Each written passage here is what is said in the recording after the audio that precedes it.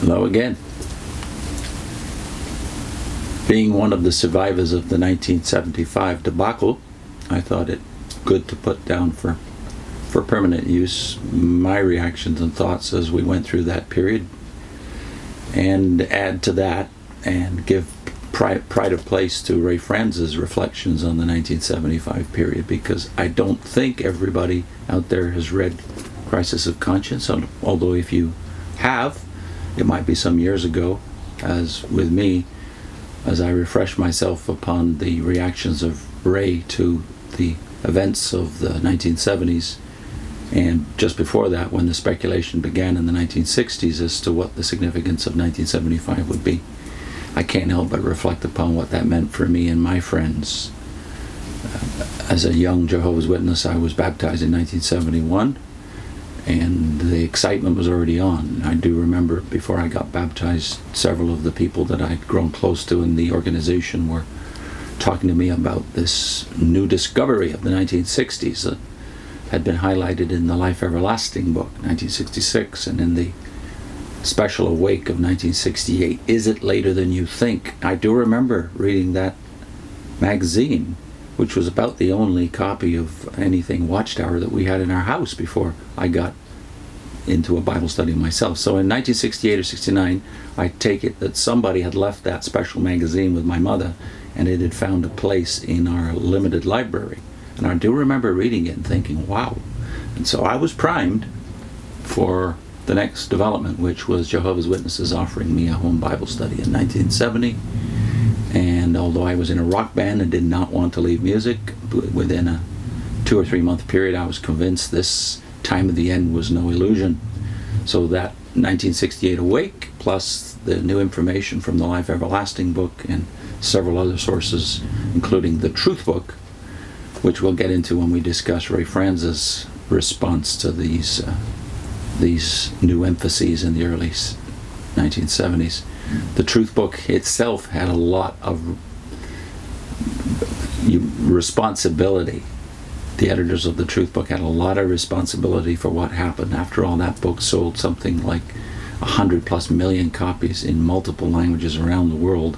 And in the first editions of it anyway, there were excitements wrapped around the year 1975. So, wanted to get to what Ray Franz brings us that we need to retain because of the obfuscation or fudging of history that's going on today in official Watchtower land, specifically on what really happened and what the society said about 1975.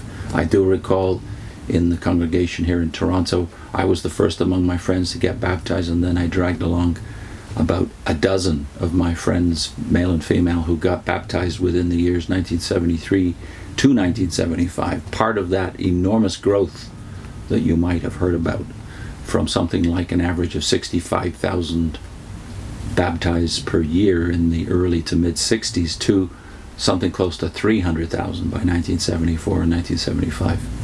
So what was that exponential growth about if it was not God gathering the people just before the end came? So our friends, my friends, were excited about it. I must say, though, they weren't as excited about the date 1975 as the brothers were. That is, the veteran witnesses, some of which had already been serving for multiple decades when I joined.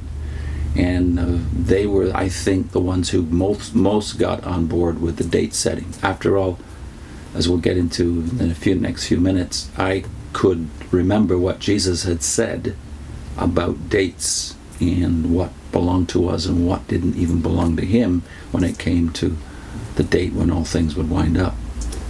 So here's what Ray Franz remembers from that same period, from his book Crisis of Conscience, the chapter 9, 1975, the appropriate time for God to act. And he starts off the chapter with a quote from the book of Acts, which I also thought about a lot during those years. And this is the quote from the New International Version, Acts 1:7. "It is not for you to know the times or dates the Father has set by his own authority." And of course, this is Christ talking to the disciples, the apostles that is, about kind of recapping what he's just taught them. It says in Acts that for 40 days he had taught them about the kingdom of God, and he explicitly tells them the one thing that is not revealed, apparently even to him, was the date that these things would happen. So Ray Franz begins his memories of 1975 this way. During the second half of Rutherford's presidency, most of the older time prophecies, so strenuously argued for in the first half, were gradually dropped or relocated. The start of the last days was moved up from 1799 to 1914. The 1874 presence of Christ was also moved up to 1914, as had already been done in 1922 with the 1878 official start of Christ's active kingdom rule. Most of us don't realize those were the teachings that were sustained for decades in the organization, even after Russell died. The beginning of the resurrection was moved from 1878 to 1918. For a time, it was even claimed that 1914 had indeed brought the end of the world, in the sense that God had legally terminated the worldly nation's lease of power on the earth. This too was dropped, and the end, or conclusion of the system of things, as rendered in the New World Translation, is now held to be future. All of the things claimed being invisible, the acceptance of them obviously depended entirely upon one's faith in the interpretations offered. After one governing body session in which these end-time prophecies and changes came up for discussion, Bill Jackson smilingly said to me, "We used to say, you just take the date from this shoulder and put it on the other shoulder." It was not until after Rutherford's death in 1942 that a change was made regarding the year 606 BCE as the starting point for the 2,520 years. Strangely, the fact that 2,520 years from 606 BC actually leads to 1915 CE, not 1914 CE, was not acknowledged or dealt with for over 60 years. Then, quietly, the starting point was moved back 1 year to 607 BCE, allowing for the retention of the year 1914 as the ending point for the 2,520 years. No historical evidence has come forward to indicate that the destruction of Jerusalem had occurred a year earlier than believed. The organization's desire to retain 1914 as a marked date pointed to by them for so many years, something they had not done with 1915, dictated moving Jerusalem's destruction back 1 year, a simple thing to do on paper. By the mid-1940s, it had been decided that the chronology used during Russell's and Rutherford's presidencies was off some 100 years as regards the count of time back to Adam's creation. In 1966, the organization said that instead of coming in 1874, as previously taught, the end of 6,000 years of human history would arrive in 1975. This was published in the summer of 1966 in a book written by Franz, the author's uncle, titled Life Everlasting and the Freedom of the Sons of God. In its first chapter, that book drew upon the Jubilee arrangement, which had also featured prominently in the predictions relating to 1925. And it argued, as had also been done back then, in favor of belief in 6 days of 1,000 years each, during which mankind was to experience imperfection, to be followed by a 7th day of 1,000 years, in which perfection would be restored in a grand jubilee of liberation from slavery to sin, sickness, and death. The book said on pages 28 and 29, "Since the time of Ussher, intensive study of the Bible chronology has been carried on. In this 20th century, an independent study has been carried on that does not blindly follow some traditional chronological calculations of Christendom." And the published timetable resulting from this independent study gives the date of man's creation as 4026 BCE. According to this trustworthy Bible chronology, 6,000 years from man's creation will end in 1975, and the 7th period of 1,000 years of human history will begin in the fall of 1975 CE. We've even got the season.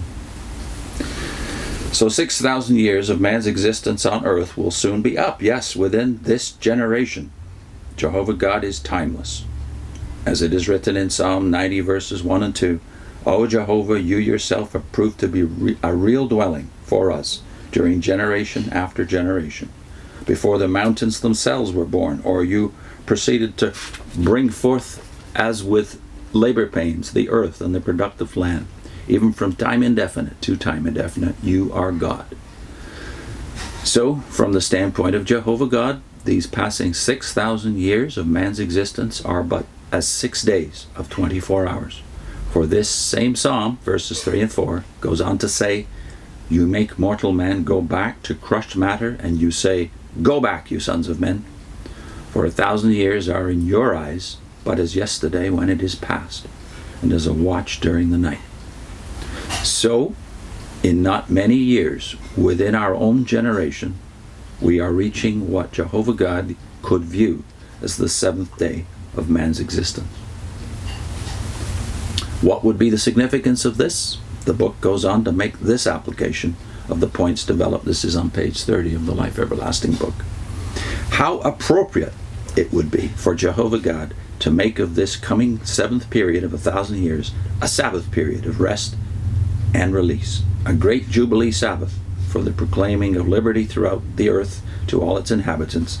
This would be most timely for mankind. It would also be most fitting on God's part. For remember, mankind has yet ahead of it what the last book of the Holy Bible speaks of as the reign of Jesus Christ over earth for 1,000 years, the millennial reign of Christ. Prophetically, Jesus Christ, when on earth 19 centuries ago, said concerning himself, for Lord of the Sabbath is what the Son of Man is.